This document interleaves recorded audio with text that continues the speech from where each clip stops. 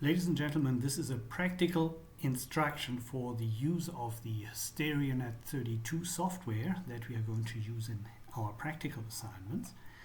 And assuming that you have installed that software on your laptop, you can start it with a click on the Start button, which should give you a starting screen that you see here, Stereo32. It's a fairly old software. It is doing most things that other softwares also do, and you might have a look at modern software if you like. Next year we are going to use a different one, Almendinger software, but for starters I think Stereo32 is fairly user-friendly and easy to use, and so we have a look at that. The first thing you do when you have started up your Stereo32 is that you have a look at the preferences, which you find here under Edit, and you ensure that your data input type is the CLAR notation and not anything different. You also want to make sure that your projection method is equal area and not equal angle. Equal angle projections are commonly used in mineralogy. We are, for structural geology purposes, prefer the equal area projection. So ensure that these settings are correct, and save your settings here with a diagram properties ticked, so that you don't have to check whenever you start up stereonet. So you just confirm that, and you can open a new window. It will start up with the default name Untitled1. Untitled1 is the name of it, and you might want to save it as a different file. You can do that only once you have entered data. In order to make an example that we have discussed in the previous presentation, we might want to look here at the fault plane that we have been investigating. You remember here the fault plane had a direction of 177/33, so a southerly dip, moderately dipping, and there was a striation developed as a slicken line in 107/12. Let's use these two values and let's have a look how they look like in the stereonet. Entering data is fairly straightforward. We see here our azimuth for the class notation is highlighted here, 177 with a tab. You can go to the dip, that would be the dip angle, not the dip direction, or the plunge if you are entering linear data, and here we enter 33 for our dip angle, and we tell the software that this is a planar reading. We check here the marks. How do we want to present that? We want to present that with a symbol, and that symbol for planar readings would be the pole to the plane, and we want to have a great circle. This great circle would be indicated here by ticking this box. Okay, we can enter here a comment, and you obviously would use something meaningful like fault plane, and then you add that data point. It appears here in your list. That is your first data point. Let's have a look at the stereonet. You simply click on this icon here, display data and projection, and here we see this is our fault plane dipping towards 177 degrees. That is where the great circle is bulging to. We see also the great circle runs through the stereonet a little bit closer to the rim than to the center, which tells us this is shallower than 45 degrees. And we see here the pole to that plane. So now let's add our lineation, our striation on our fold plane, and the reading for that was 107/12, and that would be a linear reading, so don't forget to change here the designation, whether it's linear or planar, whatever data point you add. And let's give that a different symbol and perhaps a different color. Let's use a reddish color, and this would be our striation or slicken line on our fold plane, and we add that and we get what we should get, a lineation over here. So we have here now this shallow to the east-southeast plunging lineation on a southerly dipping fold plane. Let's see how that would look in our stereonet model. Here we see our stereonet model, and we see here our plane, our fold plane, inclined and dipping to the south 177 degrees, and here we see a strike line. The strike goes, if the dip direction is 177, would obviously go from 87 to 267, just 3 degrees shy of east-west, because the dip direction is just 3 degrees shy of south. Here would be the dip line on that surface, and our striation would plunge shallowly towards 107 degrees. That is approximately how our situation with that fold plane and the lineation would look like in our three-dimensional model.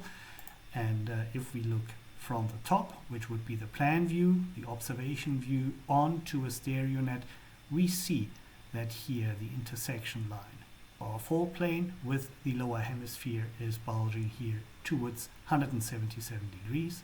This here is our dip line, here again the striation. We also can see that here the pole to the plane, the rod that forms the normal direction on the fold plane, intersects with the lower hemisphere at this point. And this is fairly similar to what we see on our stereonet in our projection, which is again the equatorial plane on our lower hemisphere. And here again we see that in our stereonet. Now let's add the dip line to our data set and also the strike lines, and we can do that easily by going back to the data table.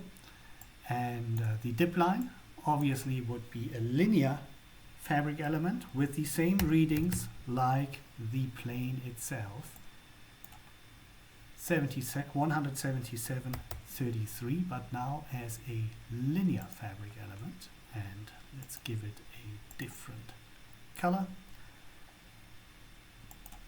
and a different designation, that is the dip line, and add it to the dataset.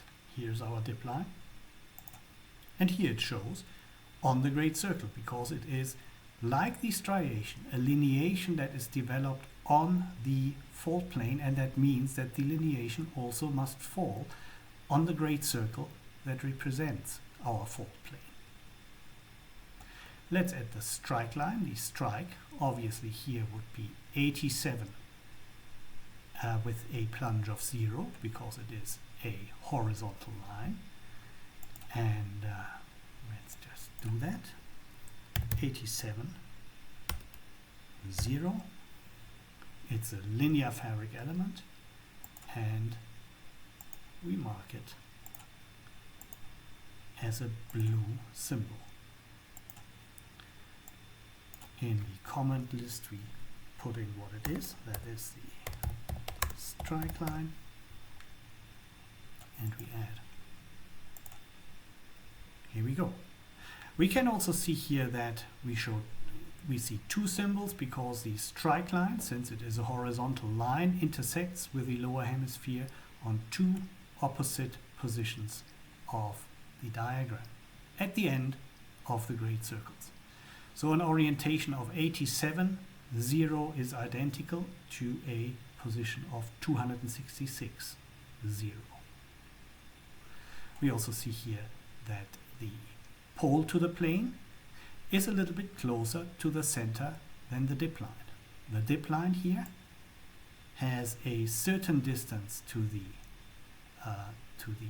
perimeter, and when you look at the bottom right hand side of our screen, that would be this orientation over here. With a mouse click we can draw that. We can measure an angle of 33 degrees to the perimeter. That is the dip angle of the plane. We also can measure here from the pole to the plane to the center an angle of 33 degrees. That is simply because the pole to the plane is always steeper with a shallower dipping surface.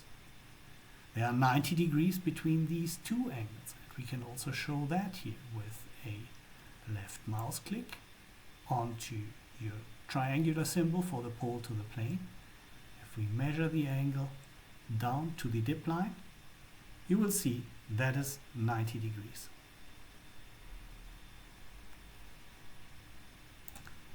Another 90 degree relationship exists between the dip line and the strike line.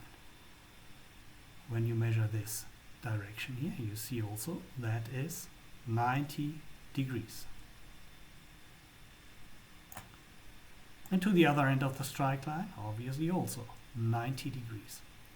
So these relationships between the strike line and the dip line and the pole to the plane on to which all these lines relate, that is something that you need to understand from the geometry of planes and the projection.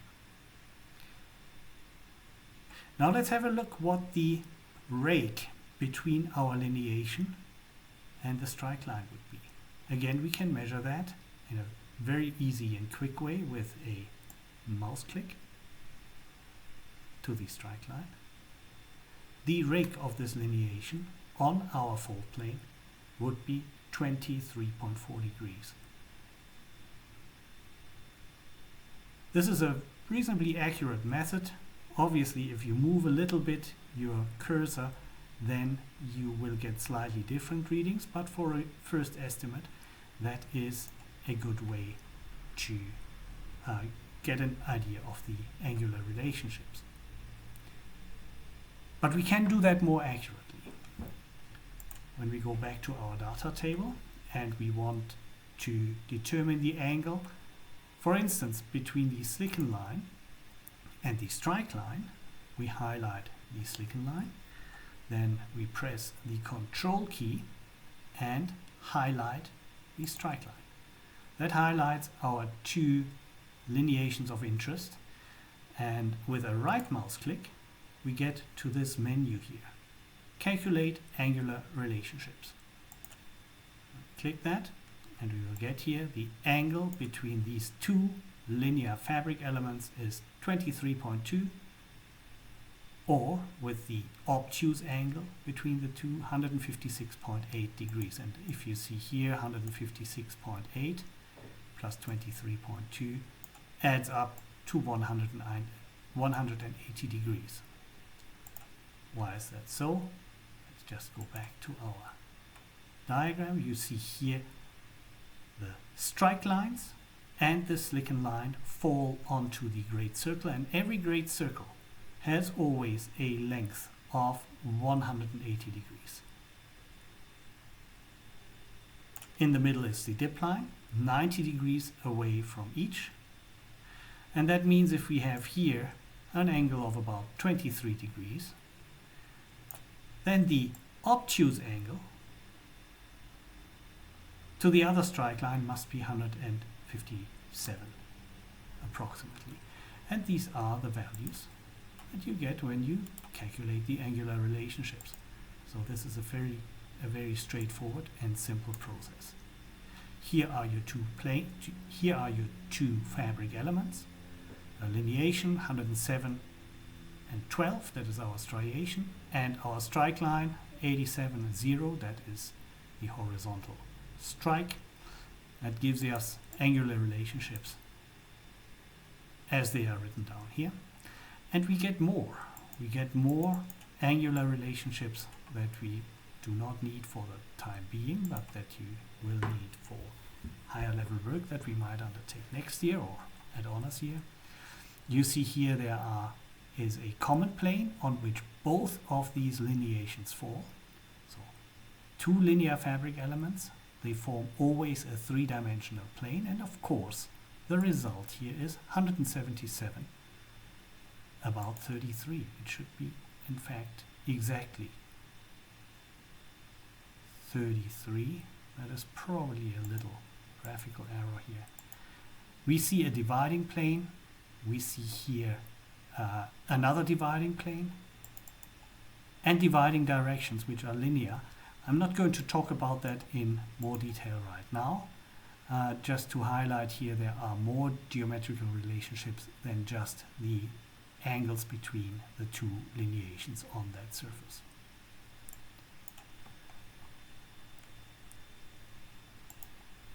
A short comment about the rake. Here you would obviously measure these 23 degrees approximately of the rake, and you would have to tell the reader that this is measured from the eastern end of the strike line, not from the western end of the strike line. Because if you would have 23 degrees from the western end of the strike line, you would end up with a lineation that plots somewhere here, and that is obviously not this one.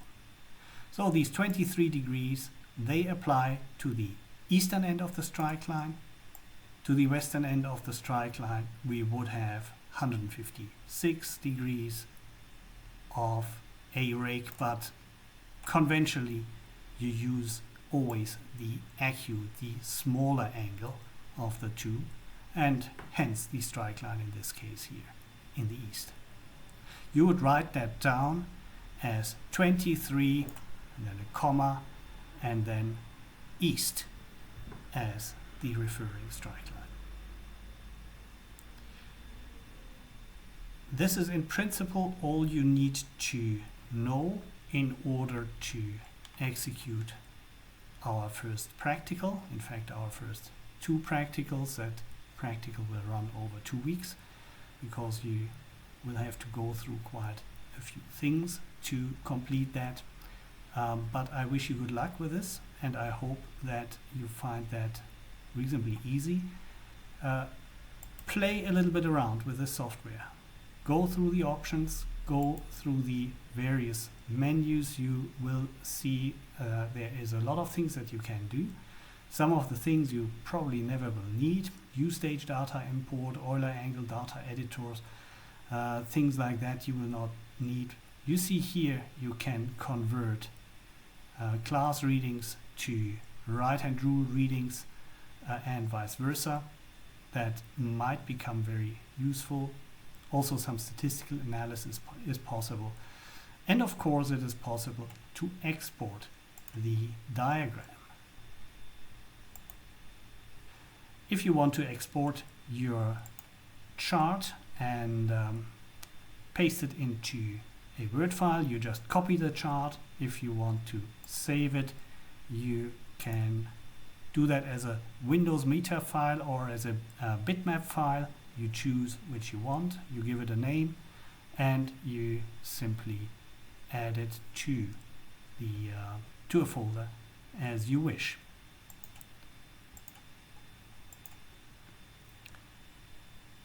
So I wish you good luck with this.